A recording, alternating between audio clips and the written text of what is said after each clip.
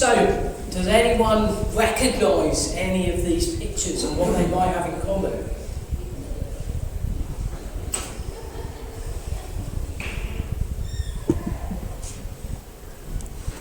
Anyone recognise any of them? Game of Thrones, first one. Not Game of Thrones, but close, yes.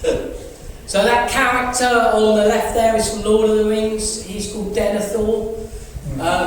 The guy in the middle, that was at the coronation, and he had a particular role at the coronation. And anyone guess what this guy is on the right? Football steward. A football steward, which should help you with the other two. They're both stewards of a king. So Denethor was a steward, and the guy in the middle, apparently we have a steward to our kings, apparently, or our queens, and it's a nominal role, but they do. And they are all stewards. And that's what we're going to talk about today, is stewardship. Because a steward is someone who is basically given authority by someone else, usually a king or a queen, and they're given authority for a time, and usually in the absence of the king or the queen. And a steward is someone who is trusted, and they are someone who is trusted by the king or the queen to do their job in their absence. So they are wise, they understand what their role is, their responsibilities. They know that they're not the person to sit on the throne, that they are the one that is being given some responsibility by someone else. But they do have authority and power. They're also obedient. They do what their master says. And they do it for a time, so it's time limited. Literally, I think this guy who walks up in the coronation, his job is literally, he's a transition person between carrying the crown up to the king or the queen. And Denethor there, the one on the left, he was from Lord of the Rings. And if you've not seen the films, he was a terrible steward. And he was basically, he was of a land called Gondor, and as a king, the king of Gondor had long since disappeared. The kings had disappeared, and Denethor was a line of stewards, and he was supposed to carry on ruling in the absence of the king. But what happened was, the king reappeared, the heir to the throne reappeared, and Denethor didn't want to give up the power that he had got. So he basically tried to cling on to power that wasn't his when the king had arrived, and he basically deteriorates over time and he becomes increasingly bitter, and in the end he has a very bad end in the end.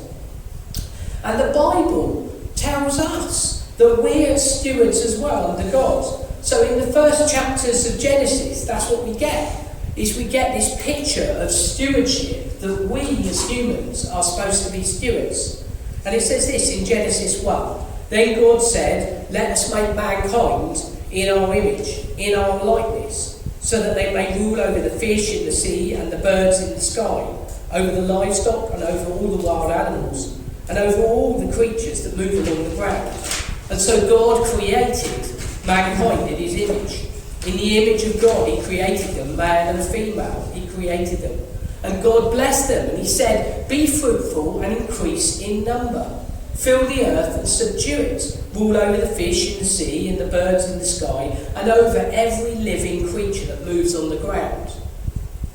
So God gives this responsibility to us, and he's very generous in how he does it. It's not very restrictive, actually. He gives limits to it, but actually it's quite freeing in the way he does it. And it's quite different to some of the narrative that you might hear about human beings being like a cancer or a parasite on the planet because of sometimes the devastation that we've created.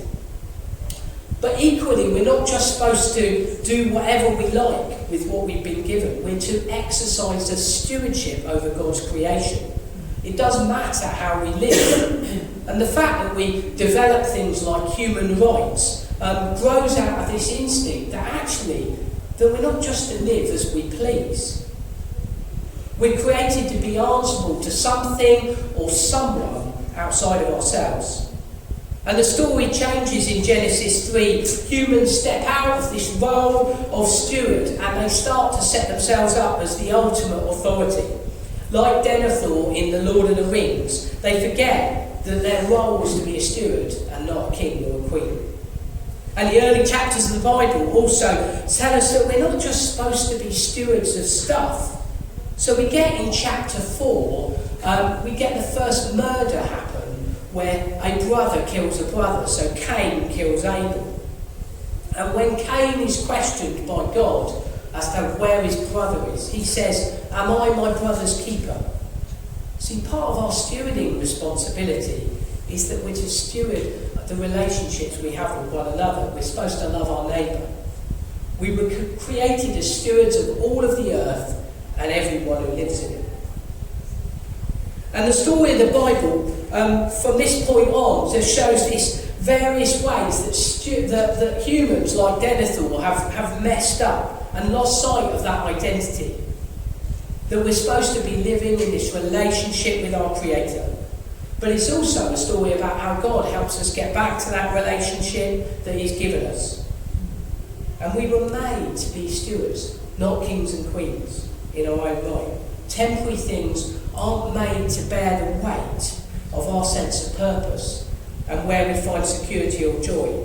And Romans 1 says it well when it says we've exchanged the glory of the immortal God for images made to look just like temporary stuff.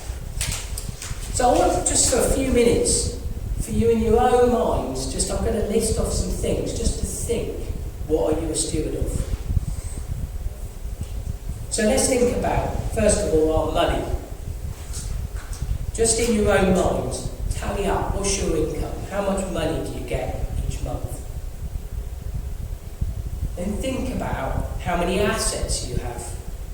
An asset is something that you own, so it might be you've got some stuff inside of your house that you own. It might be that you've got a car that you own. You might have more than one car. You might be fortunate to own your house. You might have 2 houses. Think about the pensions that you might have stored up or savings that you might have. But now think about what else you're steward of. Think about the people in your life. So they might be the immediate family that you've got, those that you might have responsibility for. Think about the role that you have at work, people that you work with, the boss that you're responsible to, or the people that you manage. Think about your immediate community. Where's your responsibility to your neighbours, to the loneliest or the most vulnerable person that you know might be in your community? Think about where you get your goods from, and your clothes and your food. Who harvested and prepared those for you? Do I have a responsibility to them? Think about the privileges that you might have been born in a country which has got free access to education and healthcare. Think about what was passed to you from your family upbringing, either in material wealth or stuff, or in what they gave you emotionally, or just in the kindness that they might have showed you. Or think about your use of time. I saw a shocking book the other day. The title was 4,000 Weeks. And do you know what 4,000 weeks is? That's the amount of time the average person lives. So it's the average expectancy in the Western world. How am I spending my time, my weeks? And as we consider this stuff, all of this stuff, our time, our talents, our relationships, some of us in the room will have a really big list, and some of us will have a smaller list, but we'll all have something with which we've got to decide how are we going to use it, how are we going to steward it, and who will I answer to? And some of us might be surprised about how much stuff we've actually got, how much we've been given. Some of us might start thinking, am I making best use of it? Some of us might think I've underestimated what I've got, or I've overestimated how much of that was down to my efforts. Some of us might be thinking things in my life would be so much better if I had my neighbours list. And some of us might be drowning in worries about such things because we're so debt-laden or so isolated and lonely. And we're sitting in a room of people that might just actually care enough to be able to support and help us. And Jesus uses money and possessions a lot as a means to understand what is going on in our own hearts. And for the rest of today, I'm just going to look at something he says about that. And it's helpful to understand that we're stewards of much more than our money and our possessions, as I've said. But Jesus is really clear. He starts with money and possessions because he knows something about that place it has in our hearts. And the passage is in the middle of chapter 12 of Luke's Gospel, and it's a passage that has got the whole of Luke 12 has got a lot to say about what our priorities should be. And we pick it up now in verse 13. So if you've got a Bible or if you've got it on your phone, but it's up there as well. And this is what he says in Luke 12. And as you listen to this, I want you to think about what is the one thing for you that stands out the most when you listen to what Jesus has got to say.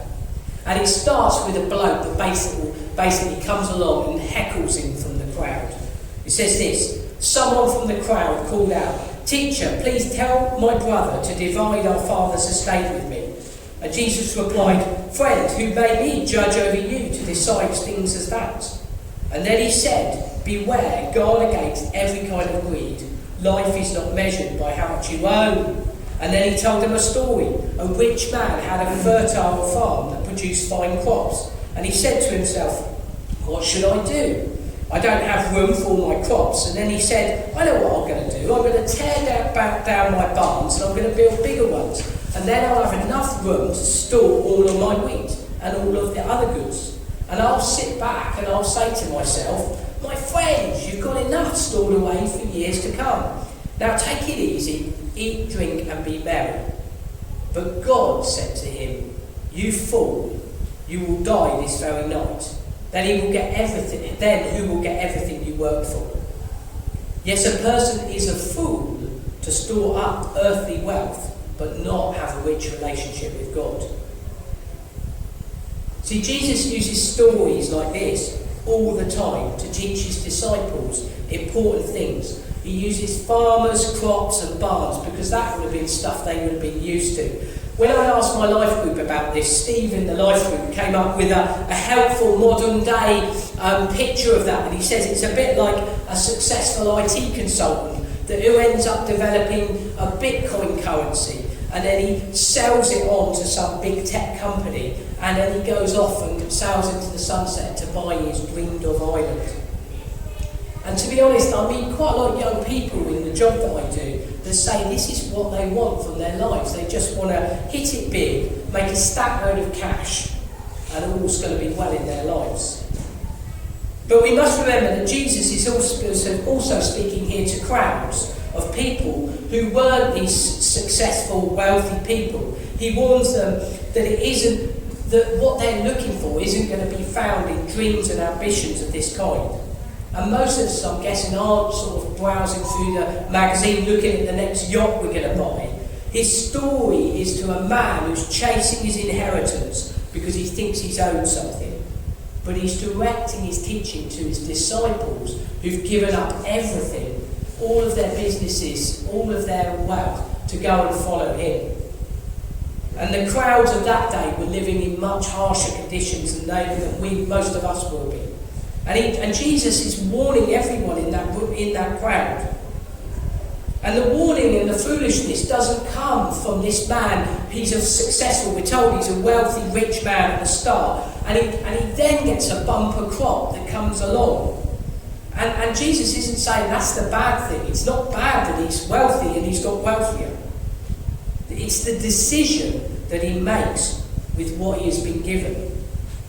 And actually, if you notice it was the land that produces the crop.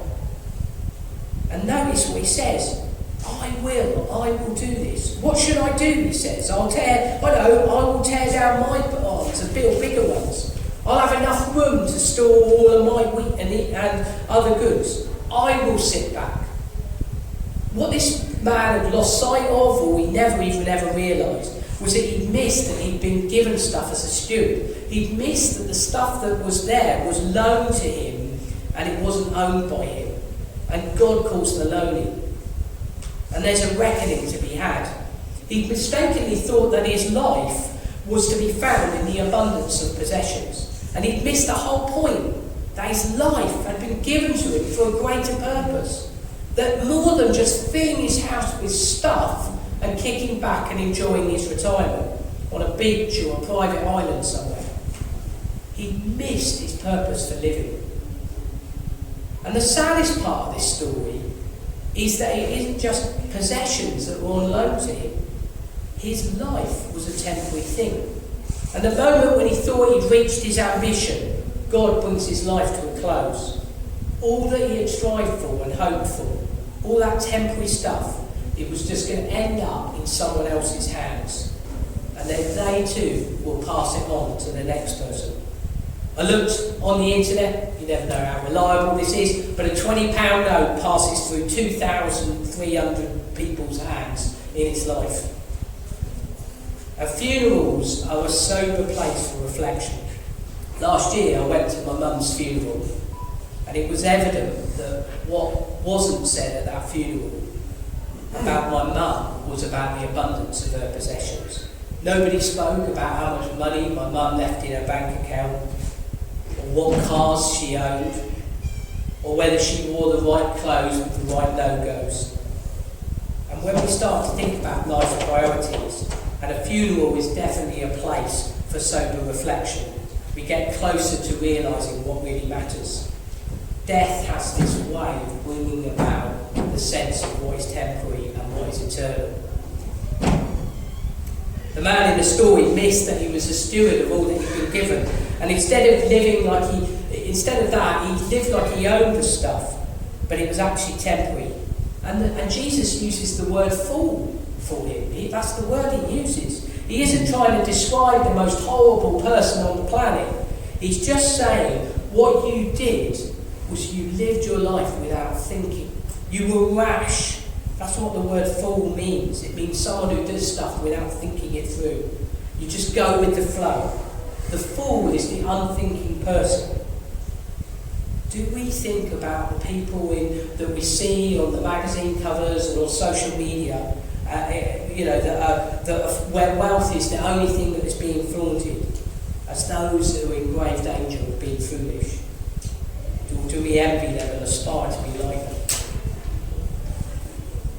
We live in a culture that equates wealth with the pinnacle of success. And we're all in danger of this unthinking life. The pay rise comes through.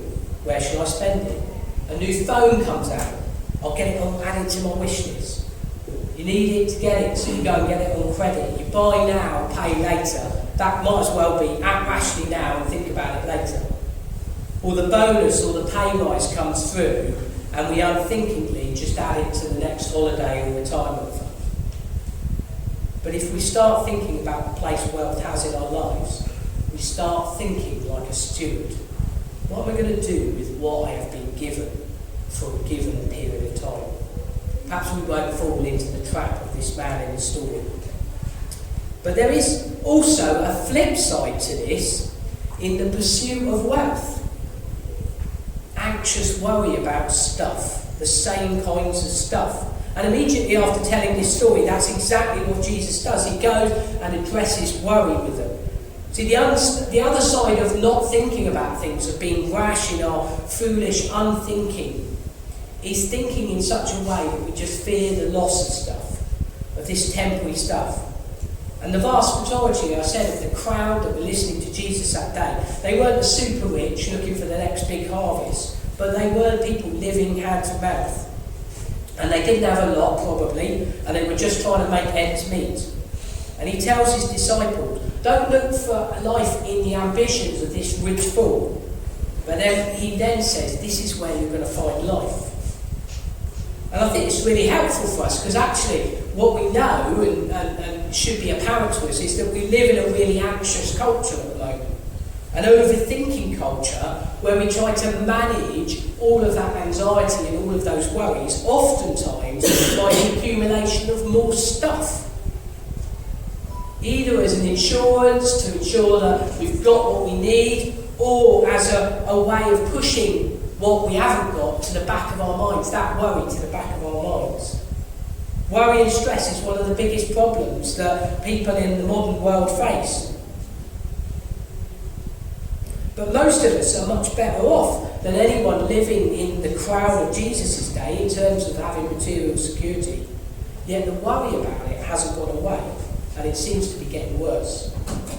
So what does Jesus say to those of us that worry we won't have enough and think the solution is, well, we just need to get more stuff then, don't we? He says this.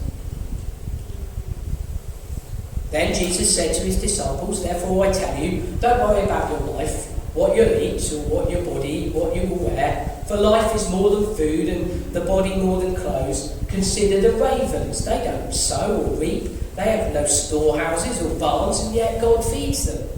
And how much more valuable are you than the birds? Who of you by worrying can add a single hour to your life? And since you cannot do this very little thing, why do you worry about the rest?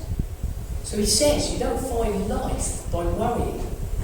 And then he says, consider how the wild flowers grow. They do not labour or spin. Yet I tell you, not even Solomon in all of his splendour was dressed like one of these. And if that is how God clothes the grass of the field, which is here today and gone tomorrow, thrown into the fire, how much more will he clothe you, you of little faith? And do not set your heart on what you will eat or drink. Do not worry about it. For the pagans would run after such things, and your Father knows that you need them. But seek his kingdom, and these things will be given to you as well. Do not be afraid, little flock, for your Father has pleased to give you the kingdom.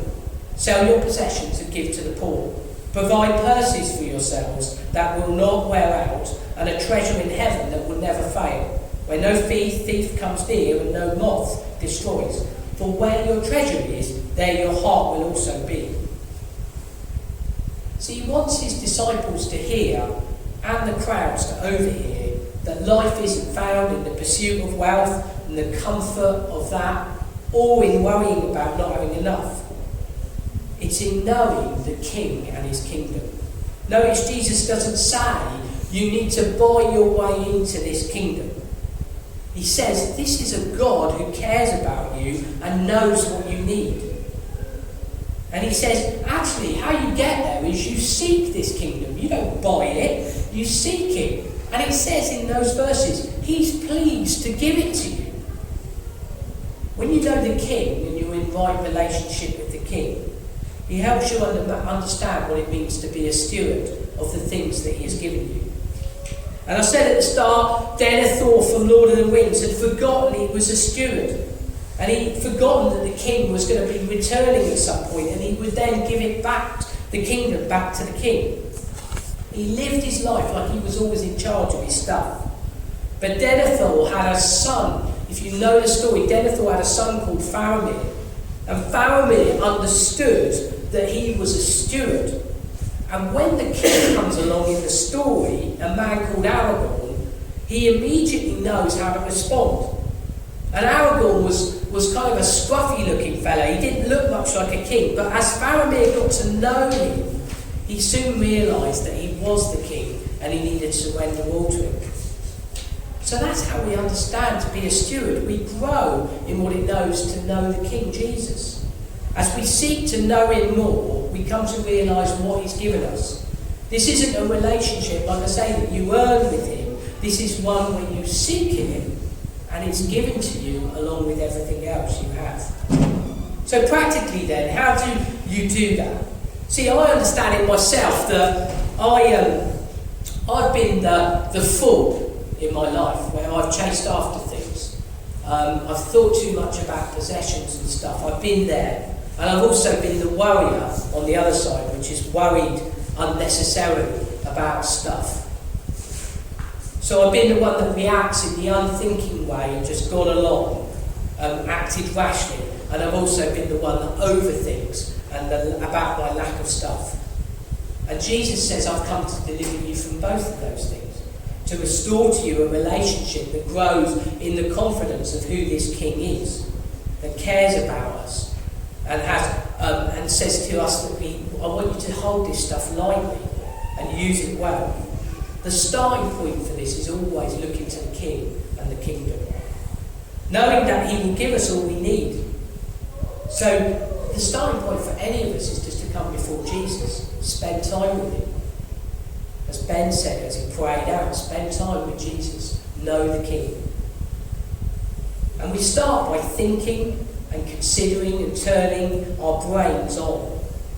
And where does Jesus say start thinking? He says it, consider the birds and consider the flowers.